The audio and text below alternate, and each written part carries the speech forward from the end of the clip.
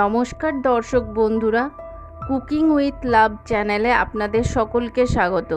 আজকে আবারও হাজির হয়েছে একটা নতুন রেসিপি নিয়ে। চলুন শুরু করা যাক আজকের রেসিপিটা। আমরা এখানে 1 কাপ ম্যাক্রনি বা পাস্তা নিয়েছি। তারপর সেটাকে গরম জলে দিয়েছি। তারপর এটার মধ্যে যোগ করছি অল্প পরিমাণে নুন এবং অল্প একটু সাদা তেল। তারপর এটাকে 10 মিনিট ধরে ফোটাচ্ছি। তারপর জল থেকে ছেঁকে তুলে অন্য একটা পাত্রে ম্যাক্রনিগুলোকে রেখে দিচ্ছি। আমরা এখানে উপকরণ হিসাবে নিয়েছি একটা পেঁয়াজের কুচি, কিছু গাজর, কিছু মটরশুঁটি, একটা টমেটোর পেস্ট এবং কিছু আদা রসুন থেতো করে নিয়েছি। এখন কড়াই গরম করে তার মধ্যে 1 টেবিল চামচ সাদা তেল নিয়েছি। তার মধ্যে যোগ করছি হাফ টিস্পুন গোটা জিরে ফোড়ন হিসাবে। তারপর সেটাকে কয়েক সেকেন্ড নাড়াচাড়া করে নিচ্ছি। তারপর কড়াইয়ে যোগ করছি আদা রসুন থেতো করা। তারপর গ্যাসের আঁচ কমিয়ে এই আদা রসুনের থেতোটাকে প্রায় 2 মিনিট ধরে কষিয়ে নিচ্ছি, যাতে কাঁচা গন্ধ না থাকে।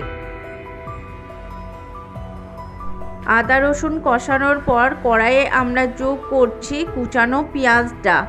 এই কুচানো পেঁয়াজটা দেওয়ার পর আরও 2 মিনিট আমরা পেঁয়াজটাকে কষিয়ে নিচ্ছি। তারপর কড়াইয়ে যোগ করছি স্বাদ মতো নুন। এই নুনটাও দেওয়ার পর আরও 1 মিনিট আমরা সব কিছুকে কষিয়ে নিচ্ছি।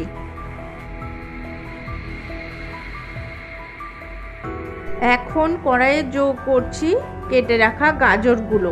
এই গাজরগুলো দিয়ে গ্যাসের আঁচ কমিয়ে রেখে প্রায় 2 মিনিট ধরে আমরা কষিয়ে নিচ্ছি বা নাড়াচাড়া করে নিচ্ছি।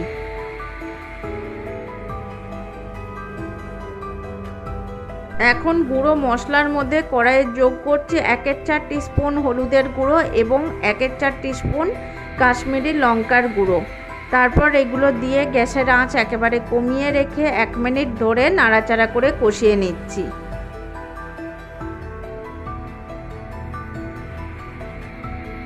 এখন আমরা গুঁড়ো মশলার শেষ মশলা হিসাবে যোগ করছি 1 টেবিল চামচ ধনের গুঁড়ো।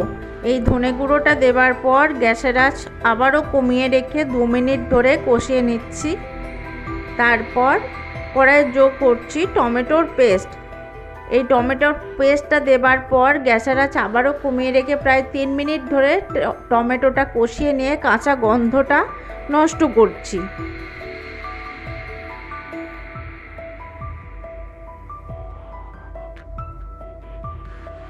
এখন কড়াইয়ে যোগ করছি মটরশুঁটি। এই মটরশুঁটিটা দিয়ে 1 মিনিট ধরে আমরা নাড়াচাড়া করে নিচ্ছি।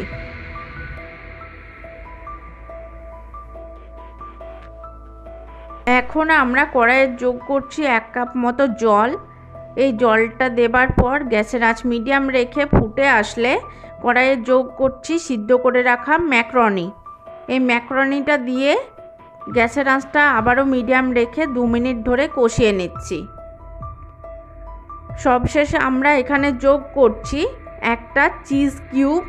এখানে চিজটা গ্রেট করেও দেওয়া যেতে পারে। এই চিজটা দেবার পর কড়াই ঢাকা দিয়ে আরও 1 মিনিট আমরা কষিয়ে নিচ্ছি। তাহলেই রেডি আমাদের আজকের রেসিপি মশলা চিজ ম্যাক্রনি। আপনাদের যদি আমার রেসিপি ভালো লাগে তাহলে লাইক, শেয়ার এবং আমার চ্যানেলটিকে সাবস্ক্রাইব করতে অবশ্যই যেন ভুলবেন না।